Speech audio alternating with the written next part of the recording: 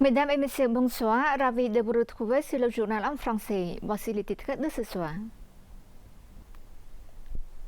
La présidente de l'Assemblée nationale du Cambodge, Samdech Mohan Rosaphiathika Thapodei Khonsodari, a remis des masques anti-pollution aux représentants du ministère de la Défense nationale pour distribuer aux soldats en première ligne. Après avoir reçu des masques anti-pollution de la part des députés et de divers bienfaiteurs, dans la matinée du 15 décembre 2025, Samdech Mohan Rosaphiathika Thapodei Khonsodari, présidente de l'Assemblée nationale, a remis l'ensemble de ces masques aux représentants du ministère de la Défense nationale afin qu'ils soient distribués aux forces armées cambodgiennes déployées sur les lignes de front, lesquelles résistent avec courage et détermination à l'agression armée de l'armée thaïlandaise. Auparavant, la présidente de l'Assemblée nationale avait reçu cette aide en masque de la 8e commission de l'Assemblée nationale ainsi que de son Excellence Kep Juttema, président de la Commission de l'Intérieur, de la Défense nationale, de la fonction publique et des affaires frontalières de l'Assemblée nationale, ainsi que de son épouse. Ces masques sont véritablement importants, répondant à des besoins réels. En effet, dans l'agression armée de l'armée thaïlandaise, la Thaïlande a utilisé des armes lourdes ainsi que des gaz toxiques contre les forces armées et civiles cambodgiennes. Profitant de cette occasion, la présidente de l'Assemblée nationale a exprimé sa profonde gratitude à l'ensemble des courageuses forces armées qui se sont efforcées avec persévérance et courage de lutter contre l'agression thaïlandaise. L'héroïsme et le courage des soldats sur la ligne de front ont renforcé une solide unité nationale, se tenant fermement derrière eux pour les encourager et les soutenir en permanence. La direction de l'Assemblée nationale et le secrétariat général de l'Assemblée nationale continuent de recevoir des aides et des soutiens de manière régulière et de distribuer l'ensemble de ces dons aux lignes de front, répondant ainsi aux appels et à la plus haute attention envers les courageuses forces armées et la population civile de la part de Samdech Maha Bawor Thapodei Khonmanait, Premier ministre, et de Samdech Akep Moha Sena Padedecho Hun Sen, président du Sénat, dans la lutte contre l'ennemi agresseur avec l'esprit de patriotisme. Le ministère des Affaires étrangères et de la coopération internationale condamne fermement l'agression armée de l'armée thaïlandaise contre le Cambodge. Le ministère des Affaires étrangères et de la coopération internationale du Royaume du Cambodge condamne fermement l'agression armée perpétrée par la Thaïlande contre le Cambodge, notamment le recours à des avions de chasse F-16 pour mener des frappes aériennes sur plusieurs sites dans différentes provinces le long de la frontière cambodgienne thaïlandaise.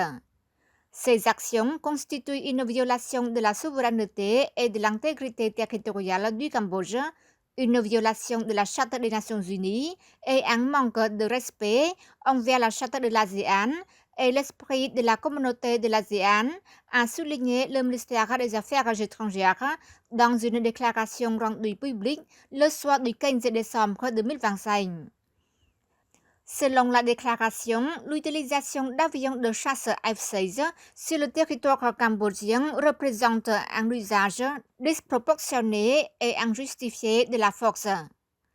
Les frappes aériennes menées par l'armée thaïlandaise, dont certaines auraient pénétré à une profondeur de 80 à 90 km en territoire cambodgien, ont entraîné la mort de nombreux civils, le déplacement de plus de 400 000 personnes et des dégâts considérables.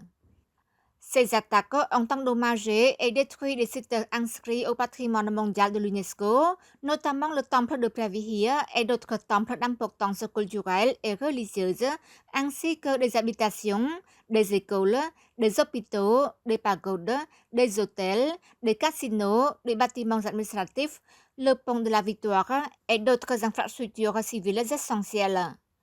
De tels actes constituent une violation grave du droit international humanitaire et de l'obligation internationale de protéger les civils et les biens culturels. Le ministère des Affaires étrangères et de la coopération internationale appelle l'armée thaïlandaise à cesser immédiatement les bombardements aériens et toute opération militaire mettant en danger les civils et l'exhorte à respecter le droit international et à faire de la protection des civils une priorité. Le gouvernement royal du Cambodge réaffirme son engagement ferme et inébranlable à mettre en œuvre le cessez-le-feu du 28 juillet 2025 et la déclaration conjointe de Kuala Lumpur du 26 octobre 2025 et exige que la Thaïlande cesse d'utiliser la force pour la démarcation des frontières et revienne à des moyens pacifiques de règlement des différends, conformément aux principes de bon voisinage et au droit international, a conclu la déclaration. Jusqu'au 16 décembre 2025, c'est le 10e jour de l'agression de l'armée thaïlandaise contre la souveraineté et l'intégrité territoriale du Cambodge. Dans la matinée du 16 décembre, l'armée thaïlandaise a poursuivi ses attaques contre le Cambodge dans la région militaire Saigne, dans le village de Prey-Chan, province de Banteay Minh Chey. Les forces militaires thaïlandaises ont poursuivi les attaques agressives de grande envergure contre les 4e et 5e régions militaires cambodgiennes, notamment dans les provinces de Pravihia, Udon Minh Chey, Posat et Banteay Minh Chey. Selon la lieutenant générale Mali Suchita, porte-parole du ministère de la Défense nationale, les forces thaïlandaises ont bombardé depuis tôt ce matin les zones des temples de Pravihia et de Tamuan, la région d'Oplok Damrei et le village de Chok Chey à l'aide d'artillerie lourde. Les unités d'infanterie appuyées par des chars ont également tenté d'infiltrer le village de Prey-Chan et y ont lancé des gaz toxiques. Elle a ajouté que la situation dans les autres zones restait calme, mais que les forces cambodgiennes continuaient de suivre de près l'évolution de la situation et restaient en état d'alerte maximale. Pour sa part, son Excellence Paetbona, chef de l'unité des porte-parole du gouvernement royal, a appelé ses compatriotes à rester vigilants face à la guerre psychologique menée par la Thaïlande, parallèlement à des attaques armées visant à saper le moral et à affaiblir la solidarité entre le peuple cambodgien et ses dirigeants.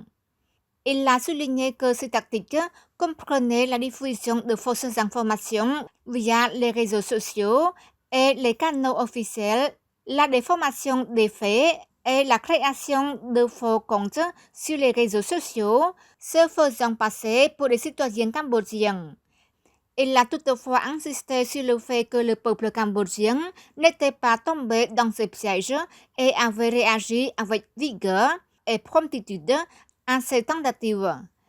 Son Excellence Paetbona a exhorté tous les Cambodgiens au pays comme à l'étranger à continuer de défendre l'unité nationale qu'il a décrite comme une source de fierté nationale et une force puissante capable de vaincre tout ennemi. À compter jusqu'à 15 décembre, l'agression de l'armée thaïlandaise contre le territoire cambodgien a fait au moins 15 civils morts et 74 autres blessés. Le nombre de personnes déplacées avait touché 126 204 familles, soit 421 853 personnes dans cette province. Parmi eux, plus de 127 000 enfants ont fui avec leurs parents et leurs familles, abandonnant leurs maisons et leurs écoles.